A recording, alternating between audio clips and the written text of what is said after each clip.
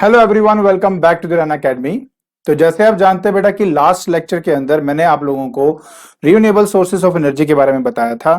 तो आज के लेक्चर के अंदर हम बात करने वाले हैं non renewable sources of energy के बारे में। और हाँ, ऊपर जितने भी चैनल और जो पेजेस दिए गए हैं उनके जो लिंक्स है वो हमने डिस्क्रिप्शन बॉक्स में डाल दिए हैं। तो बिना कोई टाइम वेस्ट किए चलिए शुरू करते हैं।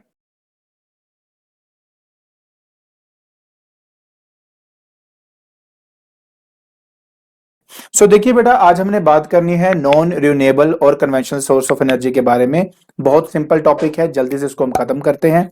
सबसे पहले हमें इसका एक डेफिनेशन देखते हैं और डेफिनेशन के अंदर हमें क्लैरिटी हो जाएगी कि हम किसके बारे में बात कर रहे हैं। कहता है the source of energy which have accumulated in nature over a very long period and can not be quickly replaced when exhausted are called non renewable और कन्वेंशनल सोर्स ऑफ एनर्जी। क्या मतलब है इसका? मतलब ये उन सोर्सेज ऑफ एनर्जी के बारे में बात कर रहा है जिसको पाने के लिए बहुत ज्यादा साल लग जाते हैं, और जिस तरीके से आज हम उनको यूज कर रहे हैं बहुत जल्दी ये चीजें खत्म भी हो सकती हैं। ऐसे कौन कौन से एग्जांपल्स हैं? और बेसिकली इन्हीं फ्यूल्स को बेटा फॉसिल फ्यूल्स भी कहा जाता है। और क्या होता है मैं थोड़ा उसके बारे में बता देता हूं। देखिए बेटा, कोयला हम यूज करते हैं ऑफ कोर्स खाना बनाने के लिए भी। जो पुराने टाइम में स्टीम इंजन्स थे उनके लिए भी कोयले का इस्तेमाल होता था, राइट? क्योंकि जब हम इसको आग लगाते हैं, जब ये गर्म होता है तो काफी देर तक इसमें से हीट जो है वो बाहर निकलती रहती है और हम उसका इस्तेमाल कर सकते हैं। उसी तरह बेटा आज की डेट में हम पेट्रोल, केरोसिन, डीजल इन सब का इस्तेमाल करते हैं, चाहे गाड़ी चलाने के लिए करते हैं, चाहे डीजल्स का मतलब इस्तेमाल हम किसी न किसी वे में हम इनका इस्तेमाल करते हैं। तो ये सब कहां से आता है? क्रूड ऑयल से आता है। वो क्रूड ऑयल कहां से आता है? जो ऑयल वेल्स होते हैं ना, वहां से उनको निकाला जाता है। दूसरा, ये तो ये हो गया। तीसरा हमारे पास आता है नेचुरल गैस। तो देखा जाए तो बेटा कुल मिला के तीन ऐसे मेजर फॉसिल फ्यूल्स है जिनका हम इस्तेमाल करते हैं। कोयला हो गया, एक हमारा पेट्रोलियम हो गया, बेसिकली क्रूड ऑयल की बात कर रहा हूं मैं, और तीसरा बेटा हमारा नेचुरल गैस होता है। अब सवाल बेटा ये पैदा होता है कि एक्चुअली में हमारा जो कोयला है वो बनता कैसे है। बहुत सिंपल प्रोसीजर है। हाँ देखो, प्रोसीजर का मतलब ये नहीं कि हम आराम से कर पाते हैं, ऐसा नहीं है। काफी मिलियंस ईयर एगो हमारे पास एक एरिया है बेटा जहां पे पानी है और पानी में पेड़ पौधे हैं, ठीक है। जैसे ही वो पेड़ पौधे आपके मतलब डेड होते हैं तो उसी एरिया के अंदर नीचे गिर जाते हैं, ठीक है। फिर धीरे धीरे उनकी डिकम्पोजिशन होनी शुरू हो जाती है, और टाइम के साथ साथ इनके ऊपर मिट्टी की जो परत है, पत्थरों की परत है, वो चढ़नी शुरू हो जाती है। काफी मिलियंस ईयर एगो के बाद ड्यू टू हाई टेम्परेचर, क्योंकि नीचे है, जैसे से नीचे दबता जाएगा ऊपर लेयर्स बनती जाएंगी, उतना अंदर का प्रेशर इंक्रीज होता जाएगा, टेम्परेचर में चेंज आएगा। हाई टेम्परेचर एंड प्रेशर की मदद से काफी ईयर के प्रोसेस के बाद आपका ये जो यहाँ पे जो प्लांट्स थे, जो आपके डिके हुए थे, जो आपके उस एरिया के अंदर दब गए थे, वो एक्चुअली पहले पीट बनता है। पीट का मतलब होता है खाद, एक तरह से वो बनती है, एंड उसके बाद जाकर बेटा वो आपका कोयला में कन्वर्ट हो जाता है due to high pressure and temperature. कहने का मतलब सिर्फ इतना है आपका कि इस प्रोसेस के अंदर काफी मिलियंस ईयर एगो लग जाते हैं। चलो, ये तो बात हमने बात करी कोयले की, ठीक है। उसी तरह अगर हम बात करें तो हम बात कर सकते हैं कि हमें ऑयल कैसा मिलता है, ठीक है। क्रूड ऑयल क्यों मिलता है और कैसे मिलता है? देखिए वही बात, हमारे पास मेरीन प्लांट्स हैं, एनिमल्स हैं, वो डाई होते हैं, सिंक होते हैं bottom of the sea bed पे। उसके बाद धीरे धीरे, आपको मैंने बताया था ना बेटा कि इस पे परत चढ़नी शुरू हो जाती है। परत जैसे जैसे चढ़ती जाएगी, over the time more and more sediments होते हैं, क्रिएट करते हैं प्रेशर उसके ऊपर। उसी प्रेशर की वजह से, डिकम्पोजिशन की वजह से फाइनली वो ऑयल में तब्दील हो जाता है। और फिर हम क्या करते हैं, और एक बात बताओ, ये जो क्रैक्स आपको यहां दिख रहे हैं ना, इस क्रैक से धीरे धीरे ऑयल जो है वो ऊपर आना शुरू भी हो जाता है। फिर हम क्या करते हैं, वहां कुआं खोदते हैं और उसको बाहर हम निकाल लेते हैं अपने काम के लिए, ठीक है। और इसी तरह से अगर मैं नेचुरल गैस के बारे में बात करूं, वो भी यही चीज ही है। सेम वही मरीन लाइफ है बेटा, डेड होती है, डेड होने के बाद वो नीचे सी बेड पे चली जाती है। उसके ऊपर धीरे धीरे करके बेटा सेडिमेंटेशंस होती हैं, उसमें रॉक्स होते हैं, मड के लेयर्स चढ़ते जाते हैं। फिर due two of course high pressure धीरे धीरे अगर आप देखेंगे तो ऑयल जनरेट होता है, और कुछ रीजन ऐसा होता है बेटा जहां पर आपको गैस जो है वो हमें मिलती है। इसी को हम नेचुरल गैस कहते हैं। आज की डेट में हम उसको कंप्रेस करके इस्तेमाल करते हैं, मतलब हम तभी उसको कंप्रेस नेचुरल गैस का हम नाम देते हैं। कुछ रीजन तो ऐसे भी होते हैं बेटा जहां पर ऑयल नहीं होता, सिर्फ और सिर्फ हमें गैस ही मिलती है। एंड ये इतने डिटेल में हमने नहीं स्टडी करना, जस्ट आपको बताना ही था मेरे को कि ये जो आपके सामने आपको जो मिल रहा है, चाहे आप बात कर रहे हो यहां पर ऑयल की, चाहे आप बात कर रहे हो कोल की, चाहे आप बात कर रहे हो अपने ट्रैप्ड गैस जो कि एक नेचुरल गैस है, इनको बनने में बेटा मिलियन ईयर्स लग जाते हैं। एंड जिस तेजी से हम इसको यूज कर रहे हैं हम उसको दोबारा यूज नहीं कर पाएंगे, जल्दी से क्रिएट नहीं कर पाएंगे। सो ये वो रिसोर्सेज हैं जो काफी मिलियन ईयर के बाद हमें मिला है और इनको रिप्लेस करना बहुत ही मुश्किल है, इसलिए non renewable sources of energy की कैटेगरी में आता है। अब हमें बात करनी है बेटा कि एक्चुअली में कोल क्या है, उसके अंदर क्या क्या होता है, थोड़ा उसके बारे में भी स्टडी कर लेते हैं। देखिए जब हम बात करते हैं बेटे कोयले की, सो कोयला जो है ना बेटे बेसिकली एक कॉम्प्लेक्स कंपाउंड है जिसके अंदर कार्बन, हाइड्रोजन एंड ऑक्सीजन होता है। इसके अलावा इसके अंदर कुछ आपको फ्री कार्बन मिल जाएगा और उसके बाद आपको कुछ जो है बेटा कंपाउंड्स मिल जाते हैं किसके, नाइट्रोजन एंड सल्फर के। ठीक है, तो इन तीनों चीजों से बना होता है आपका कोल। मैं आपको कोयले के बारे में तो ऑलरेडी बता ही चुका हूं कि हमें कैसे मिलता, कहां मिलता है। हां, अगर हमारे इंडिया की बात करें तो हमें झारखंड, ठीक है, छत्तीसगढ़ हो गया, झारखंड हो गया, वेस्ट बंगाल होगा, थोड़ा इस रीजन में अगर आप जाएंगे तो यहां पर बेटा आपको आपका कोयला मिलता है, कोल मिलता है। ठीक है, एंड और यहां से ऑफ कोर्स हम माइनिंग करके उनको निकाल लेते हैं। अब हम बात करेंगे बेटा अपने पेट्रोलियम की। एक बार बता देता हूं बेटा, ये जो ऑयल है इसको काला सोना भी कहा जाता है। आप जानते हो बेटा कि जहां जहां पर जैसे अरब जो देश होते हैं वहां पर एक्चुअली ये जो क्रूड ऑयल है उनके वेल्स हैं और उन वेल्स से हम इन क्रूड ऑयल को लेते हैं। और आपको पता कि ये मेन सोर्स है हमारे एनर्जी का, इसका ऑल ओवर वर्ल्ड कितना ज्यादा इस्तेमाल होता है इसके बारे में मुझे ज्यादा समझाने की जरूरत नहीं है। तो थोड़ा सा बता देता हूं बेटा, पेट्रोलियम क्या है। पेट्रोलियम एक डार्क कलर्ड विस्कस लिक्विड है जिसको क्रूड ऑयल का नाम दिया जाता है। हाँ, किस चीज से बना हुआ है, ऑब्वियस है ये कॉम्प्लेक्स मिक्सचर है बेटा। इस मिक्सचर के अंदर भी हमारे को हाइड्रोकार्बन्स मिलते हैं, मतलब वही कार्बन, हाइड्रोजन एंड ऑक्सीजन का बेटा मिक्सचर होता है आपके, उसे कंपाउंड्स मिलते हैं आपको। इसमें पानी मिलता है, सॉल्ट मिलता है, अर्थ के पार्टिकल्स आपको मिलते हैं। इसके अलावा बेटा इसके अंदर आपको मिलते हैं कंपाउंड्स वही सेम बेटा, नाइट्रोजन के, सल्फर के, कार्बन के, ऑक्सीजन के, ये सब चीजें बेटा आपको इस पर्टिकुलर पेट्रोलियम में मिलता है। अब सवाल ये देखो, पता क्या होता है बेटा कि आप जानते हो कि हम डिफरेंट व्हीकल्स के लिए डिफरेंट चीजों का इस्तेमाल होता है। जैसे मैं तुम्हें बताता हूं, पेट्रोल की गाड़ियां होती है तो उसके लिए पेट्रोल चाहिए, डीजल के लिए, डीजल वाली गाड़ियों के लिए डीजल चाहिए, खाना बनाने के लिए हम केरोसिन का इस्तेमाल करते हैं। कभी कभी आपने देखा होगा जो गियर्स होते हैं ना, गियर्स को लुब्रिकेट करने के लिए उसके अंदर हम क्या करते हैं, वैक्स लगाते हैं या मुगल ग्रीस, नॉट वैक्स, ग्रीस का इस्तेमाल करते हैं, है ना। हम ऑयल का इस्तेमाल करते हैं, मुगल ऑयल बेसिकली उसको बोला जाता है, हम उसका इस्तेमाल करते हैं। तो बात पता क्या है, ये जितनी भी चीजें हैं वो सिर्फ इसी क्रूड ऑयल से हमें मिलता है। थोड़ा सा आपको इसके बारे में मैं थोड़ा सा बताना चाहूंगा। देखिए पहले तो जहां तक ऑयल की बात करें, पानी से लाइटर होता है, इसी वजह से पानी के ऊपर ये आसानी से तैर पाता है। ठीक है, दूसरी बात, अगर मुझे इस चीज को लेना है, इसको मुझे फाइंड करना है, तो ऑब्वियस है कि हमें कुएं से ही ड्रिलिंग करके और वहीं से ही बेटा हम इस चीज को, जहां पे मतलब वो कहते हैं जहां पे ऑयल रिजर्वर है, वहीं से ऑयल को हम वहां से निकालते हैं। उसके बाद क्या होता है, कहानी यहीं से शुरू होती है। देखिए हमारे क्रूड ऑयल के अंदर ना ये सब चीजें पाई जाती है, ये सब चीजों का मिक्सचर है। मतलब ये कि इसके अंदर डीजल भी मिलता है, इसके अंदर पेट्रोल भी मिलता है, इसमें एलपीजी, लिक्विफाइड पेट्रोलियम गैस, घर की कुकिंग के लिए हम जिस गैस का इस्तेमाल करते हैं उसको एलपीजी ही कहते हैं, थोड़ा हम उसके बारे में भी स्टडी करेंगे। अच्छा, इसमें केरोसिन भी होता है, ठीक है, इसमें फ्यूल ऑयल भी होता है। अब सवाल ये कि सर जब इतना कुछ होता है तो वो कैसे हमें मिलता है, तो उसका जवाब है इससे। ये जो फिनोमेनन आप यहां देख रहे हो इसको फ्रैक्शनल डिस्टिलेशन कहा जाता है। देखिए क्या होता है कि बेसिकली हमारे डिफरेंट प्रोडक्ट्स को निकालना, इसको रिफाइनिंग कहते हैं, और जिस मेथड से इसको किया जाता है उसको कहा जाता है बेटा आपका फ्रैक्शनल डिस्टिलेशन।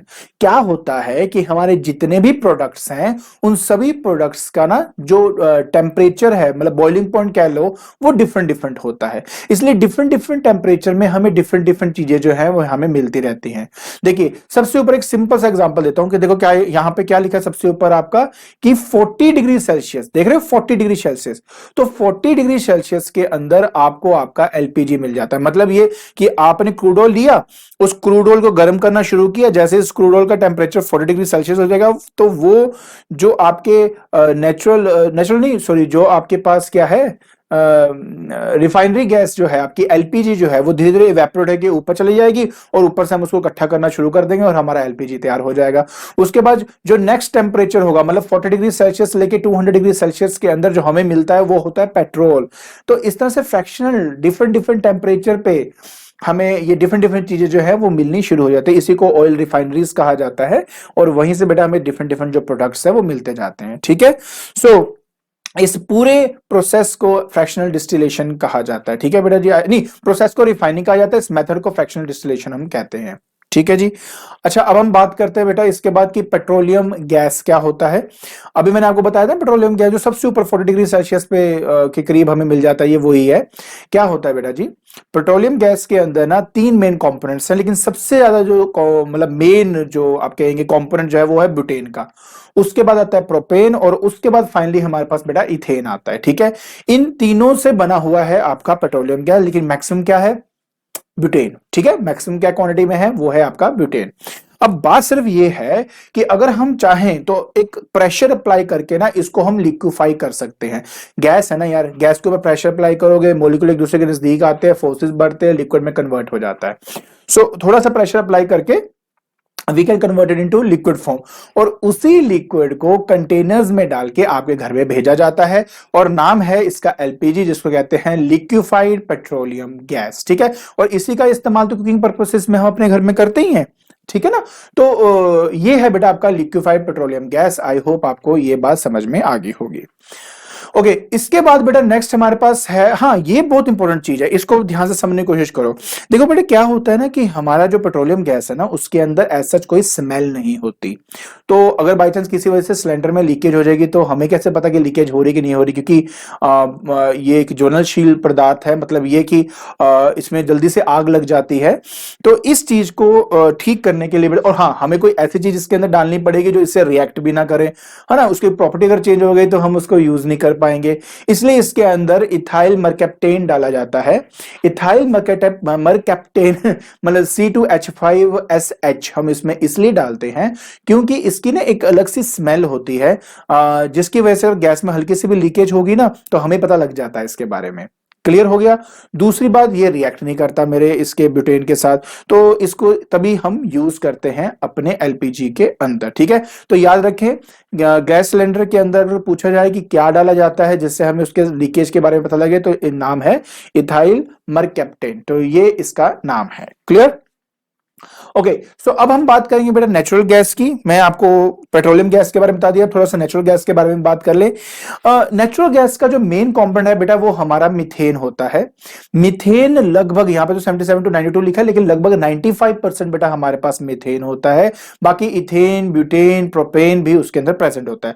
तो अगर कोई नेचुरल गैस की बात करेगा तो मैक्सिमम उसमें क्या होगा, मीथेन होगा आपका। ठीक है, अच्छा कहां पे मिलता है हमें, देखो वैसे तो राजस्थान में जैसलमेर वाला एरिया है जहां पे हमें मिलता है। थोड़ा हमारे पास ना ऑफशोर जो रीजन होता है बेटा हमारा महाराष्ट्र का, वहां पे मिलता है, त्रिपुरा में मिलता है, Krishna and Godavari delta region के अंदर हमें मिलता है। ठीक है, तो इन इंडिया हमें यहां पर वो आसानी से मिल जाता है। अब हम बात करेंगे बेटा renewable and non renewable sources के बीच के डिफरेंसेस के बारे में। हमने ऑलरेडी सब पढ़ लिया हुआ है, अब इसको समझना बहुत ही आसान है। सबसे पहले बात हम करते हैं बेटा कि रिन्यूएबल के अंदर ये वो एनर्जीज हैं बेटा, ये वो सोर्सेज हैं जिसमें से एनर्जी हम काफी लॉन्ग पीरियड तक ले सकते हैं। नॉन रिन्यूएबल जो है वो कंटिन्यूसली काफी देर तक नहीं लिया जा सकता। बहुत जल्दी अगर ये सोर्सेज खत्म हो गए, जैसे कोयला जल्दी खत्म होगा, तो फिर हम उसको दोबारा नहीं बना सकते, क्योंकि मिलियन ईयर्स लगते हैं उस चीज को बनने के लिए। उसी तरह अगर बात करूं तो ये कन्वेंशनल नॉन कन्वेंशनल सोर्स की बात कर रहा हूं। अगर मैं बात करूं तो ये कन्वेंशनल सोर्स के है। अगर मैं इसकी बात करूं तो बेटा इसमें जो नेचुरल सोर्सेज है वो बहुत जल्दी एग्जॉस्ट नहीं होंगी, लेकिन इसके अंदर बेटा विद द टाइम ये एग्जॉस्ट हो सकता है, कभी ना कभी तो खत्म तो होगा ही होगा, ये तो पक्की बात है। उसी तरह इसको हम दोबारा रीजनरेट कर सकते हैं, बट इनको हम दोबारा रीजनरेट नहीं कर सकते। Example sun, wind, flowing water, और इसका example coal, petroleum and natural gas. अब हम बात करेंगे बेटा जुडिशियस यूज ऑफ एनर्जी के बारे में। मतलब ये देखिए, जब हम बात करते हैं बेटा रिन्यूएबल सोर्स ऑफ एनर्जी के बारे में, ऑब्वियसली उससे एनर्जी हम काफी एक्सट्रैक्ट कर सकते हैं, लेकिन हम ज्यादा अमाउंट ऑफ एनर्जी एक्सट्रैक्ट नहीं कर सकते, इसलिए तो हम आए non renewable sources of energy के ऊपर। लेकिन non renewable sources of energy बहुत मिलियंस ईयर के बाद हमें वो मिलता है, और जिस तरीके से हम इस्तेमाल कर रहे हैं बहुत जल्दी उसको खत्म भी कर देंगे। इसलिए एक प्रॉपर लॉज बनाए गए हैं बेटा इनको मतलब यूज करने के लिए, कुछ मतलब रूल्स बनाए गए हैं इन चीज को यूज करने के लिए। इसमें सबसे पहला रूल आपका ये बोलता है कि जो फॉसिल फ्यूल हम इस्तेमाल करते हैं, जैसे कि कोल, पेट्रोलियम, जितनी भी चीजें हम इस्तेमाल करते हैं, कहते हैं कि यार इसको ना लिमिटेड पर्पसेस के लिए इस्तेमाल करो, जितना हो सके उतना आप रिन्यूएबल सोर्सेज पे डिपेंडेंट रहें। मतलब अगर आपके पास कोई ऑल्टरनेटिव सोर्स है ही नहीं है तब जाके आप इसका इस्तेमाल करें, अदरवाइज ट्राई करें कि रिन्यूएबल सोर्सेज आप यूज कर सको। ऑफ कोर्स देखिए, एनर्जी को वेस्ट नहीं करना चाहिए, बिकॉज ये हमारी सिविलाइजेशन के लिए बहुत ही इंपॉर्टेंट है एनर्जी का यूज करना। जैसे मैंने आपको ऑलरेडी कहा है कि जिस तरीके से हम इस्तेमाल करें बहुत जल्दी एग्जॉस्ट हो सकता है, तो इसका बड़े तमीज से, आराम से इसका इस्तेमाल करना चाहिए। फिर एक बात मैं आपको बताऊं, वैसे हो सके ना तो अपनी लाइफ के अंदर एटलीस्ट 1 से 2 पेड़ जरूर लगाओ।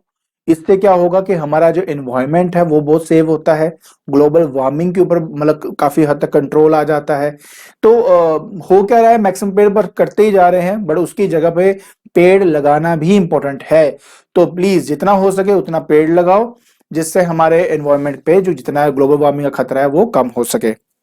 फिर बेटा उसके बाद आता है कि effort must be made to make the judicious use of energy in the community. मैंने आपको ऑलरेडी इसके बारे में बता दिया। अब 5th पॉइंट ये है कि ये बात सच है कि अर्बन एरिया के अंदर ना इस non renewable sources of energy ज्यादा इस्तेमाल होता है as compare to rural area. और रूरल एरिया के अंदर हम चाहें तो बायोगैस का, विंड एनर्जी, हाइड्रो एनर्जी, इनका इस्तेमाल कर सकते हैं ट्यूबवेल को चलाने के लिए। तो जितना हो सके हमें इसका इस्तेमाल करना चाहिए। कुछ टेक्निक डेवलप होनी चाहिए हमारे फ्यूचर के अंदर, सो दैट कि जो रिन्यूएबल सोर्सेज हैं जैसे कि solar energy, wind energy, hydro energy, bio energy, oceanic energy, इससे हम जितनी एनर्जी एक्सट्रैक्ट करना चाहें उतना हमें मिल जाए और हमारी रिक्वायरमेंट्स पूरी हो सके। आपको याद है मैंने लास्ट क्लास के अंदर भी बताया था कि जो न्यूक्लियर एनर्जी है वो हमारा फ्यूचर है। देखिए, कहते ये हैं कि एफर्ट आपको बिल्कुल करना चाहिए न्यूक्लियर एनर्जी को बनाने के लिए बाय अ न्यूक्लियर फ्यूजन। याद है मैंने आपको 2 तरह के बताए थे, न्यूक्लियर फिजन एंड फ्यूजन के बारे में बताया था। फिजन के अंदर क्या होता था कि एक लाइटर न्यूक्लियाई, वैसे तो न्यूट्रॉन था, यूरेनियम से टकराता था, 3 और न्यूट्रॉन बनाता था एंड एनर्जी बाहर निकालता था। लेकिन मैंने आपको यह भी कहा था कि there is another phenomenon known as nuclear fusion. Fusion के अंदर क्या होता है कि 2 लाइटर न्यूक्लियाई हैं, आपस में मिलते हैं, जैसे मिलते हैं उसमें से एनर्जी आपकी बाहर निकलती है, बट इसके लिए हाई टेम्परेचर और प्रेशर की रिक्वायरमेंट होती है। इसी वजह से हम इसको अडॉप्ट नहीं करते हैं। तो यही बात वो समझाने की कोशिश करें कि एफर्ट करने चाहिए न्यूक्लियर एनर्जी बनाने के लिए बाय न्यूक्लियर फ्यूजन, क्योंकि इसमें क्या होगा कि जो ड्यूटेरियम है, ड्यूटेरियम आपको पता है हाइड्रोजन के 3 आइसोटोप होते हैं आपके पास, प्रोटियम, ड्यूटेरियम एंड ट्रिटियम। तो बेसिकली क्या होता है कि हमारा जो हैवी वाटर होता है ना, उससे हमें अगर उसमें से हाइड्रोजन को निकालो तो वो ड्यूटेरियम होता है। हम उस ड्यूटेरियम का इस्तेमाल कर सकते हैं ट्रिटियम के साथ कोलाइड करने में, और उससे मिलने वाली एनर्जी का इस्तेमाल कर सकते हैं हम अपनी इलेक्ट्रिसिटी प्रोड्यूस करने के लिए। तो एफर्ट्स लगाने चाहिए इसके लिए, क्योंकि हमारे यहाँ पे अगर देखा जाए तो सी वाटर की कमी तो है नहीं है, हार्ड वाटर की कमी तो है नहीं है, तो एज ए एंडलेस सोर्स हमारा होगा और हम उससे इस्तेमाल कर सकते हैं अपनी रिक्वायरमेंट्स को पूरा करने के लिए। आई होप आपको अच्छी तरह non renewable sources of energy समझ में आ गया होगा। ठीक है, आज हमने स्टडी किया non renewable sources of energy के बारे में। आई होप आपको 3 डिफरेंट जो आपके फॉसिल फ्यूल्स है वो समझ में आ गए होंगे, और कैसे वो बने वो भी समझ में आ गया होगा, और डिफरेंसेस समझ में आ गया होगा। और अगर आपको मेरी वीडियो पसंद आ रही है तो please like it, share it and subscribe it. आज के लिए बस इतना ही। Thank you so much.